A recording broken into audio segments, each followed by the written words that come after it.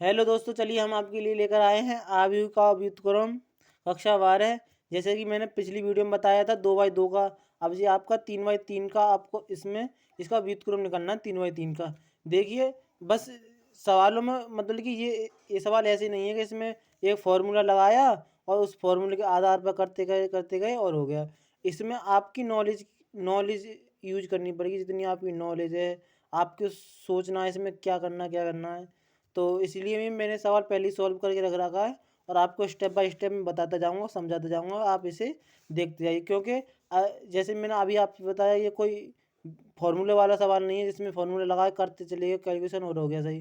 क्योंकि इसमें तुरंत दिमाग कहीं भटकना नहीं चाहिए, पूरा फोकस सवाल पर होना चाहिए और कैलकुलेशन भी दोनों तरफ अच्छी होनी चाहिए, तो ये सवाल जब भी हो पाएगा। ठीक है, देखिए, जैसे कि हम जानते हैं ए बराबर होता आई ए। ठीक है, तो आप जानते ही हो। देखिए, जैसे कि मैंने ये सवाल लिख लिया है। ठीक है, ये सवाल लिख लिया मैंने आपका यहाँ पे। ठीक है, ठीक है। तो देखिए, वहाँ पे हमने 2x2 में 2x2 का इकाई आव्यूह लिया था। यहाँ 3 की बात हो रही, तो यहाँ 3x3 का आव्यूह लेना है। ठीक है, इकाई आव्यूह जो लेना है। तो देखिए, हमने R1 में ऑपरेशन लगाया, R2 माइनस के R1, यानी कि हमारा देखो R1 ये है, हमारी R2 ये है और R3 ये है। तो R2 माइनस के R1, तो इसे जब सॉल्व करेंगे तो हमारा आएगा ये सवाल। ठीक है, तो ये बन की कंडीशन आएगी। और देखो, सबसे महत्वपूर्ण जो होता है हमारे यही, क्योंकि इस साइड में जो आता है वो ही हमारा आंसर आता है। इसी की कैलकुलेशन ही हमको कंफ्यूज कर देती है।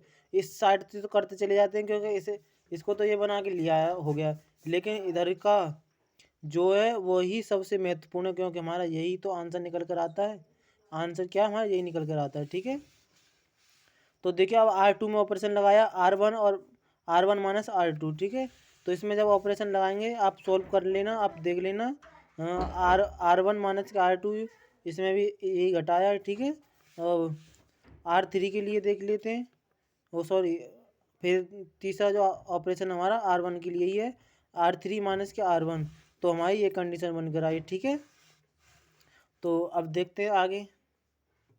आगे जो हमारा हमारा ऑपरेशन लगा है वो भी R1 के लिए लगा है, 1/2 R1। और इसी में दूसरा भी ऑपरेशन लगा दिया हमने R3 का। तो R3 में R2 प्लस के R3। तो हमारी कंडीशन ये सॉल्व करेंगे तो हमारा ऐसा बनकर आएगा। ठीक है, तो और आप मतलब कि सवाल को देखते जाइए और रोक रोक के बीच में सॉल्व करते जाइए कि मैंने भी कैलकुलेशन सही की है या ना की है या नहीं की।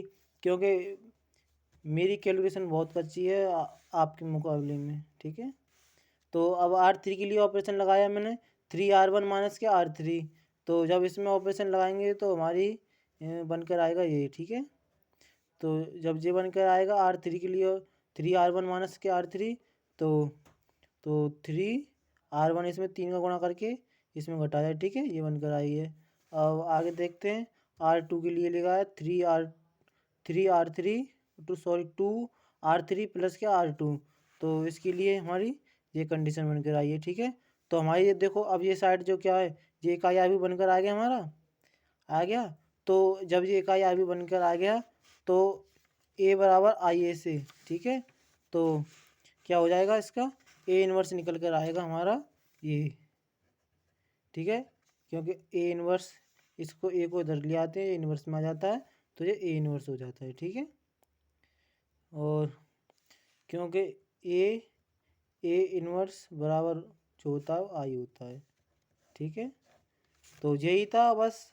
और ये बहुत ही इम्पोर्टेंट सवाल है आपका, और ये 2020 में आया हुआ है, आपकी बोर्ड परीक्षा में आया हुआ है। तो मिलते हैं आपसे अगली वीडियो में, जब तक के लिए जय हिंद।